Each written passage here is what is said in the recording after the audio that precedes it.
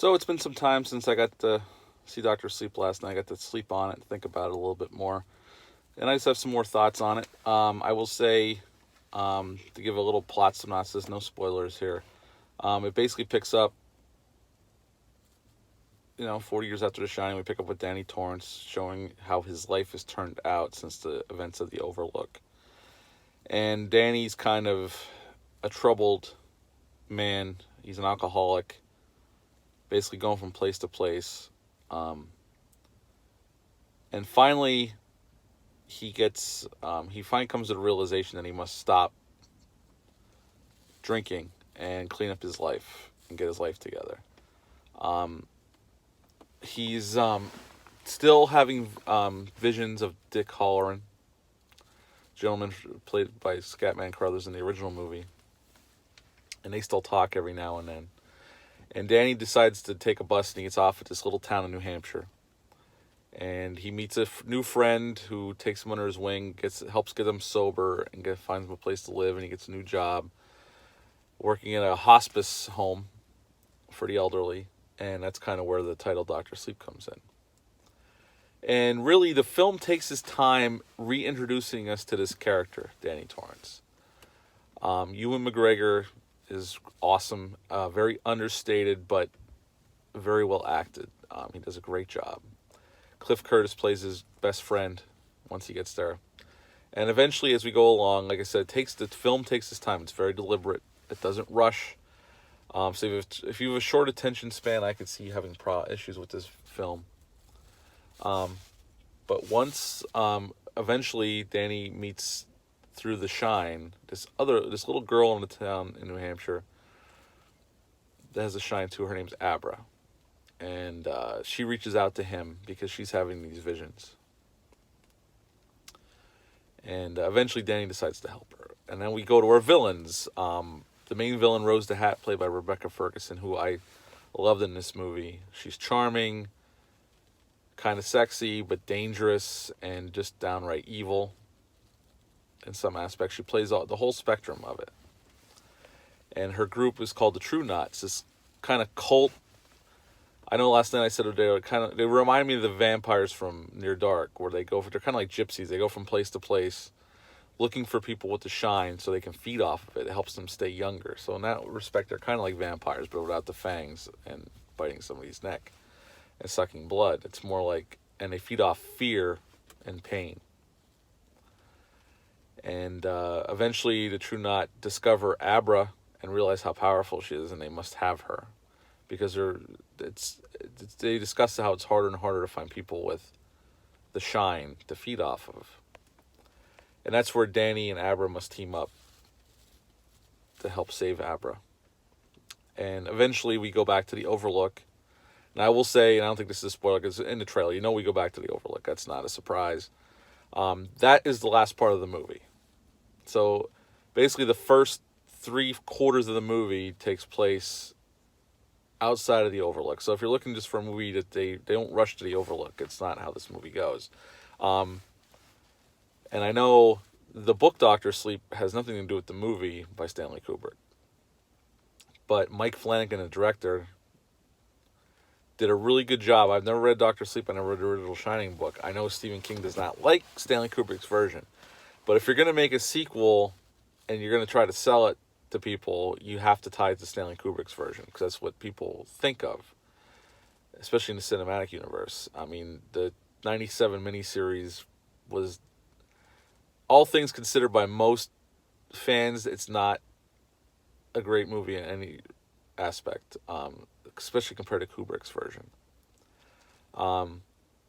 But like I said, the movie is deliberately paced. It takes its time. I was never bored, not once.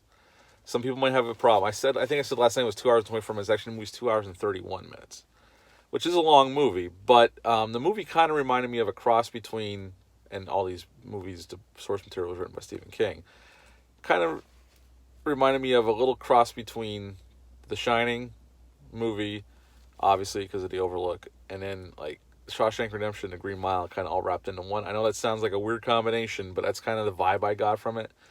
There's a lot of heart there. Danny rediscovering himself to be a better human being, helping people, reconnecting with society on a level instead of just drinking and having, one night stands and stuff like that.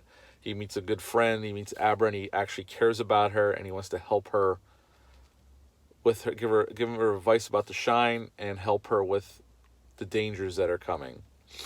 And he decides not to hide from his past. Instead, he decides to embrace it. And I think they pulled it off. I really, really liked the movie. I know last night I said I'd give it 9.5 out of 10. After reflecting on the movie a little bit, I would give it a 9 out of 10. I would tick it down just a little bit, 9 out of 10. It's a really awesome sequel. I mean, how many sequels are that good, especially in the horror genre? There's not many, and it's really well done. I really enjoyed it. The acting's great throughout. Even the people they cast in the role as, like Wendy Torrance, played by Shelley Duvall in the original movie, they recast her instead of trying to digitally insert her in the movie, which I think was a smart move.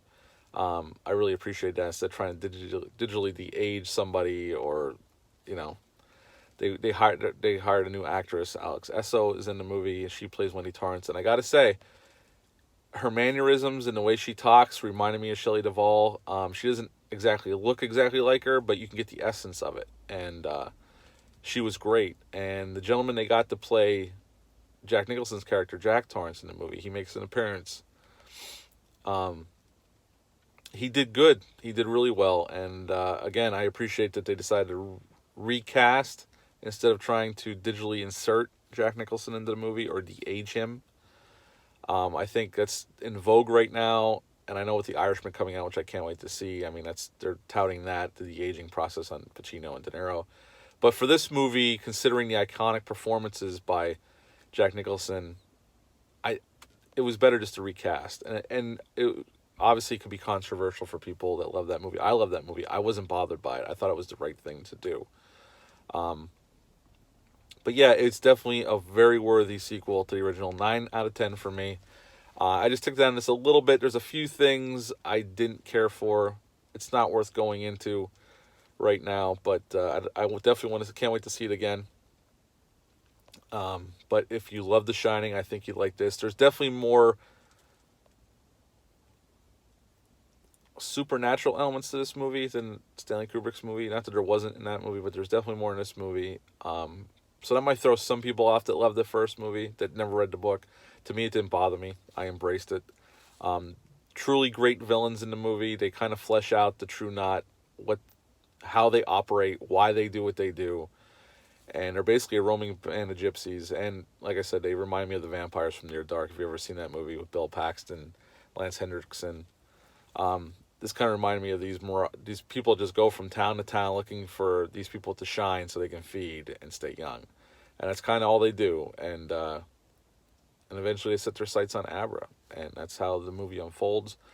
There's a lot to this movie. Like I said, it's very deliberately paced. It's 2 hours and 31 minutes long, so prepare yourself for that. But definitely a 9 out of 10. I just revised down a little bit because there's a couple things I was thinking about that would knock it down. But still a great sequel nonetheless. And I highly recommend it. Thanks for checking me out. And if you like what you saw, hit the subscribe button down below. Leave a comment if you've seen the movie. Let me know what you thought. Have a great day. See ya.